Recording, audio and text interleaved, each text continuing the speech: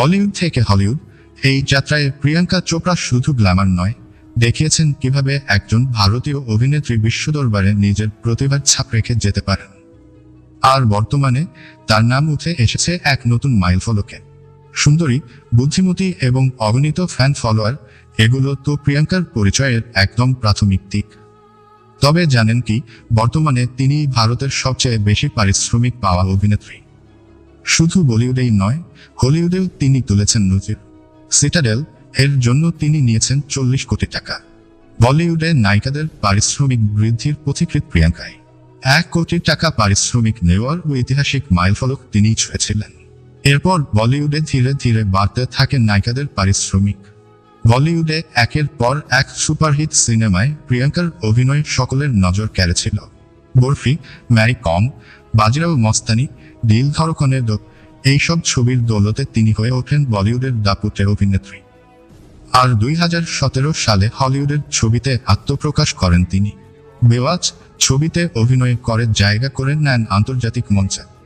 এখন কথা হলো, হলিউডে তার পারিশ্রমিক কত? ফোর্বসের রিপোর্ট বলছে, প্রতি ফিল্মে তিনি নিচ্ছেন $5 মিলিয়ন, মানে প্রায় 40 কোটি টাকা। শুধু কি তাই, একের পর এক সফল প্রজেক্টের দৌলতে তার জনপ্রিয়তায় আকাশ ছুঁয়েছে। তুলনা করলে দেখা যাবে, ভারতে তিনি একটি ছবির জন্য পারিশ্রমিক নেন 14 থেকে 20 কোটি টাকা। বলিউডের অন্যান্য অভিনেত্রীরা যেমন দীপিকা পাড়ুকোন, কঙ্গনা রানাওয়াত বা আলিয়া ভাট, তাদের পারিশ্রমিকের তুলনায় এটা অনেকটাই বেশি। দীপিকা নেন 15 থেকে 30 কোটি, কঙ্গনা 25 কোটি, আর আলিয়া ভাট 10 থেকে 20 কোটি।